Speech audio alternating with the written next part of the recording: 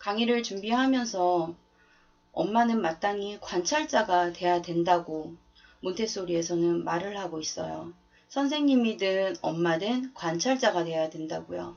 아이를 바라보면서 연구해야 되고 부모의 주관적인 감정이나 선입견이 없어야 하고 특히 영아는 의사소통이 어려우니까 움직임이나 환경이 영아의 욕구와 잘 맞는지도 관찰해야 되고 관찰 시간이며 장소며 그 발달을 바라보는 관점이며 그 아이가 왜 그렇게 행동하고 있는지 그렇게 행동할 수 있도록 동기를 유발해 주는 것들은 어떤 것들인지 기록해 가면서 관찰을 해야 된다고 합니다.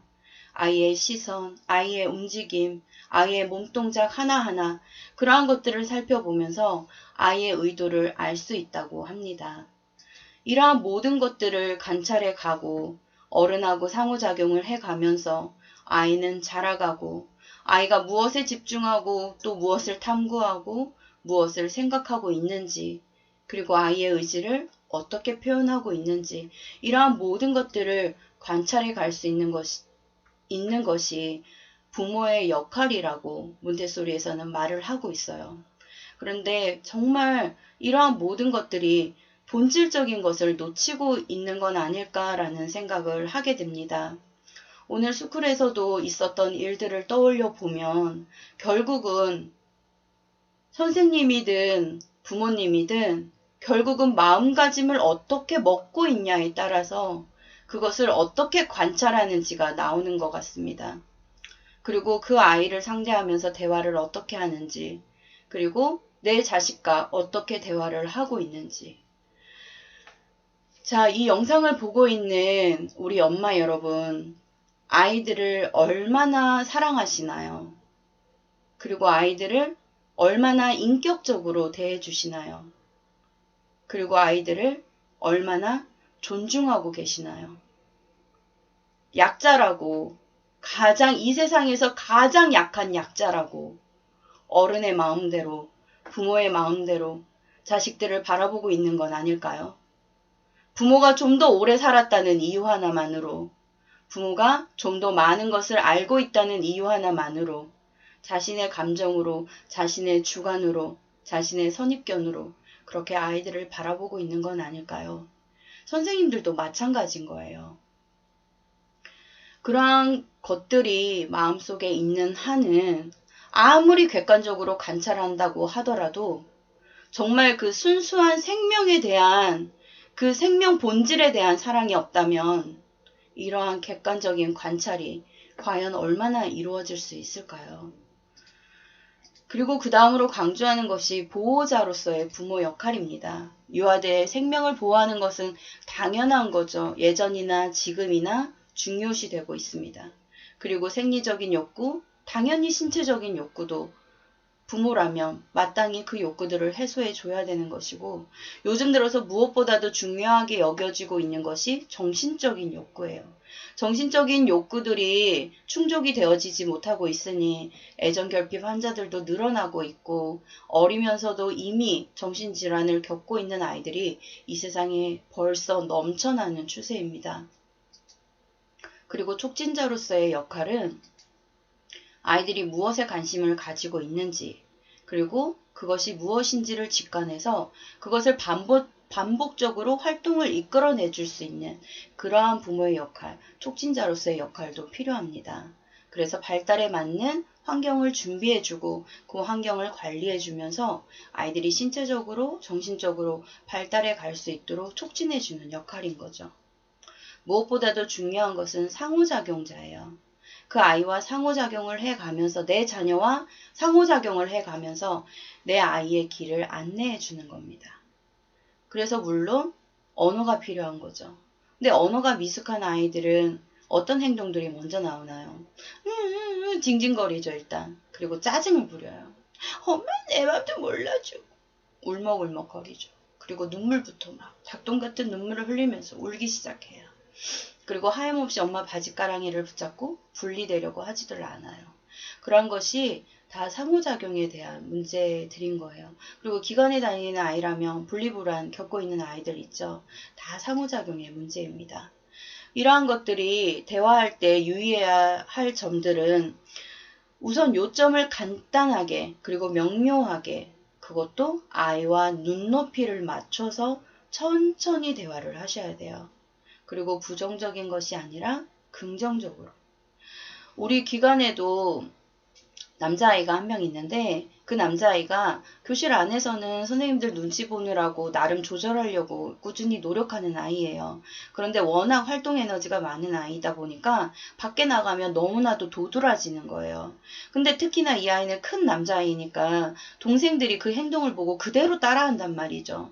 그러니까 선생님들한테는 어려운 거예요. 그래서 뭐 이렇게도 해보고 저렇게도 해보고 많은 선생님들이 터치를 해보지만 수습이 잘 안 되곤 하죠.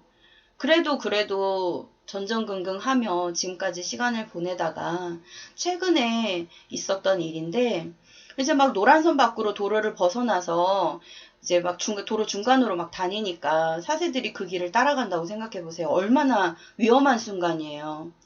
그러니까 어떻게 해요? 그 아이의 눈을 똑바로 보면서 이렇게 말해줬어요. 너는 선생님한테 너무 소중한 사람이야. 그리고 너무 중요한 사람이야. 그러니까 애가 눈이 동그래지면서 이렇게 눈동자를 막 굴리는 거예요. 왜요? 너가 왜 중요하냐면 동생들이 우리 형님 행동을 보고 그대로 따라해. 그래서 너가 너무나도 선생님한테는 중요하고 소중한 사람이야. 그랬더니 이 아이가 가만히 있는 거예요. 그러다가 이제 저 뒤를 쫄쫄쫄쫄 쫓아오면서 막 어긋나려고 할 때 제가 멀리서 중요한 사람! 중요한 사람! 이렇게 불렀어요. 그랬더니 얼른 노란선 안으로 들어오는 거예요. 들어오더니 선생님, 저 이렇게 노란선 안으로 걸으면 동생들이 다 따라오겠죠? 이렇게 하면서 걸어오는 거예요. 그래서 오늘 하원길에 그 어머님께 이 이야기를 들려드렸어요. 그랬더니 어머님도 환하게 웃으시면서 맞아, 우리 아들이 얼마나 중요한 사람인데 그래서 얼마나 소중한 사람인데 이렇게 받아들이시더라고요. 근데 그 말 한마디가 아이 마음속에 들어가서 행동을 바꾸게 하는 걸 보면서 참 이런 긍정적으로 응원하는 힘이 정말 강하구나 라는 것을 다시 한번 느끼게 됐습니다. 자, 우리 엄마들은 수없이 아이들과 얘기하는데 잔소리로 얘기할 때가 많아요. 그리고 잔소리하고 대화가 구별이 잘 안 되는 경우가 많아요. 다시 한번 말씀드리지만 정말 잔소리가 아닌 인격 대 인격으로 대화가 이루어져야 돼요. 자, 잔소리와 대화의 차이가 있습니다. 어떤 게 차이냐면 잔소리는 일단 얼굴을 보지 않아요. 뭐 설거지 하느라고 바쁘다면 설거지를 하면서 가방 치워야지. 가방 좀 치워. 그만 좀 싸워. 왜 이렇게 싸우는 거야? 엄마가 치우라고 했지? 좀! 언제까지 그럴 건데? 이렇게. 공통점이 나오죠. 일단 눈을 마주치지 않아요. 그리고 언성이 높아요. 언성을 높여서 일단 출발을 하고요. 그리고 잔소리는 같은 말을 2번 이상 합니다. 잔소리와 대화의 차이 이제 느껴지시나요? 우리는 자녀에게 잔소리를 하고 있나요? 자녀와 대화를 하고 있나요? 느껴지신다면 또 잔소리가 나오면 입을 맴매해 주시기 바랍니다. 그렇게라도 노력하는 우리 엄마들이 되면 좋겠어요. 그렇게 아이와 함께하는 부모가 되어야 되는 겁니다. 아이의 생각도 받아들여주고 아이의 행동도 인정해주고 아이와 감동도 나눌 수 있고 아이들이 어리고 아무것도 모를 것 같지만 어른들이 생각하는 것보다 많은 것을 해내고 많은 것을 아는 것이 아이들이에요. 그래서 아이를 키우고 있는 부모님이라면 아이를 무서워해야 돼요. 이렇게 수많은 역할이 있지만 이 역할을 다 해내려면 엄마에게 정말 필요한 건 뭐냐면 결국은 에너지 충전소입니다. 엄마가 에너지가 없으면 혹여나 선생님이 에너지가 없으면 그 어떤 것도 해낼 수가 없어요. 역할은커녕 오히려 바닥칠 때가 많습니다. 물론 저도 반성을 해야 합니다. 그리고 엄마 여러분도 반성하셔야 돼요. 반성하시고 인정하시고 그리고 다시 출발하면 됩니다. 엄마든 선생님들이든 교육을 하는 사람들이에요. 교육을 하는 사람들의 마인드는 마땅히 어때야 하냐면 생명을 사랑해야 됩니다. 그것도 주관적으로는 사랑이 아니에요.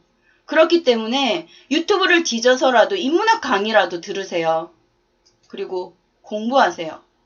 생명이 어떤 존재들이 생명인지, 그리고 그 생명을 길러내는 것에 무엇이 필요한지, 그 생명이 정말 세포 2개가 시작해서 이 눈, 코, 입이 다 달리고 발가락, 손가락이 다 달리고 심장이 쉼없이 뛰고 있는 그 생명이 하나 만들어지기까지 어떠한 일들이 벌어지고 있는지, 그리고 자기 발 하나 못 가누고 자기 손 하나 못 가누던 아이가 태어나서 어떠한 발달 과정을 밟아가고 있는지, 그리고 엄마는 무엇을 도와줘야 하는지, 그러한 것을 공부하셔야 돼요.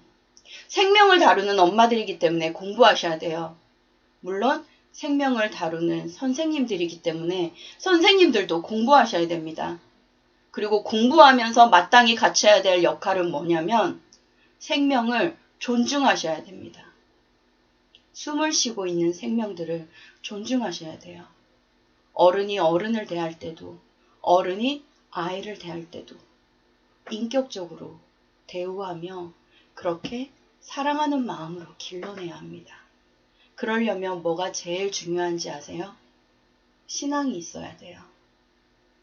왜 신앙이 있어야 되냐고요? 눈에 보이지 않는 것으로 뭘 이야기하냐고요? 현실 문제라고요? 아니에요. 누군가의 기도로 지금 여러분들이 이 땅 가운데 살아가고 있는 것이라면 그 기도의 힘을 무시하실 것인가요? 그리고 누군가의 희생으로 이 나라가 지탱하고 있는 것이라면 그 희생을 마냥 무시만 하실 것인가요? 신앙을 한다는 것은 보이지 않는 것을 믿는 겁니다. 보이지 않는 것을 믿는다는 것은 보이는 것도 서로 믿으며 힘을 주고받으며 상승 에너지를 만들어 갈 수 있다는 거예요. 그리고 그 길잡이를 해주는 멘토가 있다면 더더욱 좋겠죠.